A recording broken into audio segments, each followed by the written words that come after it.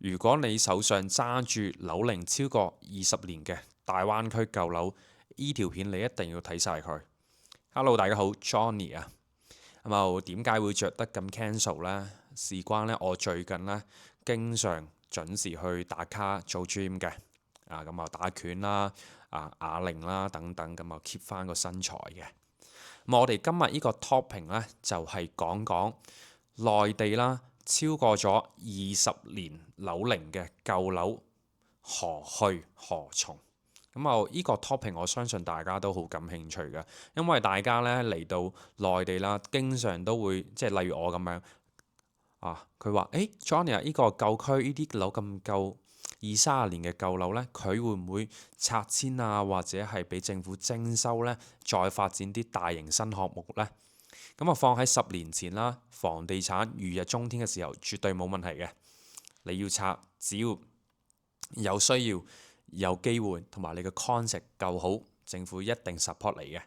但係今時今日內地嘅經濟低迷嘅情況下，加上房地產嘅寒冬期，咁我手上揸住呢啲物業嘅業主呢就好驚啦。咁啊，今日呢，我都藉住啦兩會啱啱開完啦，咁啊透過兩會嘅一啲關鍵詞啦，同大家去提取翻一啲精華。咁如果你要買樓喺大灣區接呢，呢條影片你絕對唔可以錯過，同埋記得關注我，我係 Johnny。好啦，我哋開始。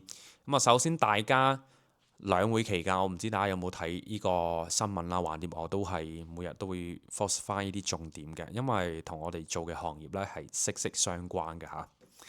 咁我先介紹翻個背景，2025年嘅背景呢，就係內地嘅經濟呢慢慢轉好，但係曾經最大嘅經濟支柱之一嘅房地產仍然呢係處於一個寒冬期。咁唔明嘅人呢，我都相信係好清楚呢幾年啦，房地產係有幾咁難捱，唔單單係作為一個 sales 或者係建築設計等等等等，總而即係一句講晒，同房地產有關嘅行業呢，呢幾年呢都係好難過嘅。咁啊，我哋兩會期間呢，我哋嘅住建局嘅魏生呢就講咗。話將2000年左右起嘅住宅樓宇咧列入我哋嘅舊改項目啊。咁呢一句話其實好多人咧都會 pass 咗嘅，即係OK 咁啊，聽完就算。但係咧呢句話入邊咧會透露出好多好多嘅信息嘅。咁我同大家講翻我嘅睇法。咁首先啦，我哋嘅魏生啦，我哋阿一講呢個舊改咧，唔係話我早之前講同大家去分享嘅叫棚改，而係呢將呢啲舊樓呢重新執過，再俾啲人入翻去住咁啊，從而呢盤活翻一個內轉嘅一個經濟嘅。大家知道你房地產嘅上游啦、下游、上游發展、下游建築工人等等都要開飯噶嘛，係咪？因此呢，我哋時間換空間嘅大前提之下呢，咁就幫呢啲超過20年樓齡嘅樓呢，去執佢係非常有必要嘅。點解呢？因為呢啲樓普遍都存在 N 多問題，但係業主可能因為而家嘅時勢啦、經濟唔景氣，咪換唔到樓嘅。例如呢，佢嘅車位係嚴重不足嘅呢啲樓宇，同埋呢，佢嘅房屋啦年久，大家知道啲洗手間啦係咪嗰陣除，咁加上呢，老人家最難過嘅一點冇 lift 啊，所以呢，佢呢幾方面呢都會大力去改善嘅。但係政府係咪會全力即係100%嘅資金幫你去做呢？就唔係嘅。咁啊，據我了解呢，都係五五分賬嘅。50%就業主出，另外嗰50%呢就阿公俾一人出一半，咁啊幫助你做翻靚個屋企個屋苑之餘呢，咁啊令到大家有工開，個經濟轉得起身。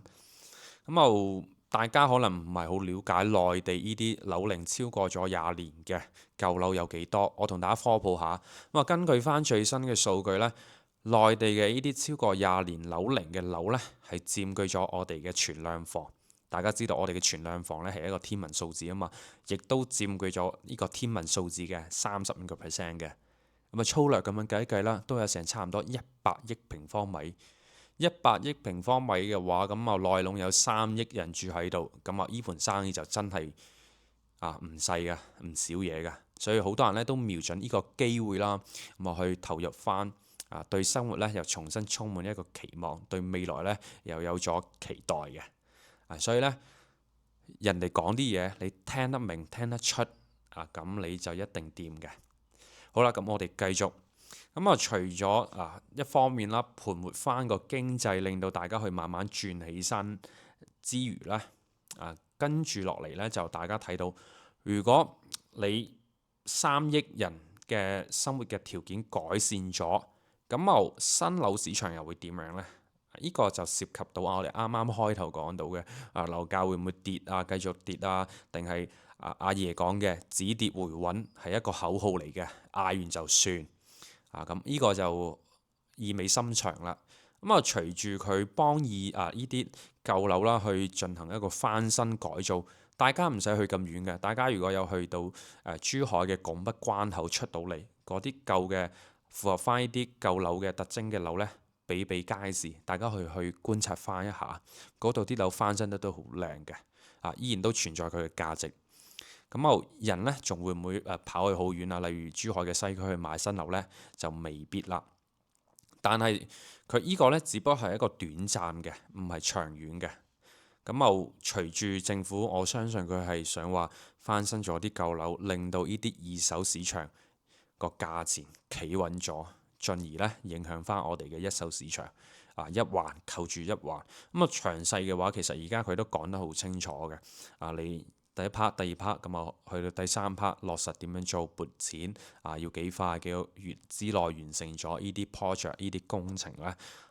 咁整體上嚟講呢，佢依然呢都係圍繞住呢個樓價嘅問題去進行一啲細則嘅細節位嘅改善，去頒布翻一啲新嘅政策去 support 翻佢。呢個呢係源自於我哋嘅2025年嘅兩會傳達出嚟嘅。今日呢就同大家解讀翻呢一點。聽完呢條片，即係聽完我以上呢段話啦，我相信大家就會比較清楚，即係唔會再去問我呢個樓價幾時會跌到盡或者係點嘅。大家可能會更加理性咁樣看待，因為我有啲客呢，70幾歲、80歲，你又扮好人叫佢去等多幾年先買層樓嚟退休，現唔現實呢？唔現實噶嘛，大佬，人哋即係有需求。你話你投資半度假半自己住就得早買早享受，遲買多折扣。講笑。好啦，今日同大家傾住咁多先啦，仲未沖涼最後啦，希望大家可以，如果我條片呢幫到你，啲質量都唔錯呢，記得訂閱翻我哋，開埋個鐘仔，最好俾埋個 like 俾 Johnny 啦。最後啦，大家有冇中意做 gym 嘅朋友呢？可以一齊約翻個時間嚟到中山呢邊做 gym。好啦，我係 Johnny，我哋下一期再見啦，拜拜。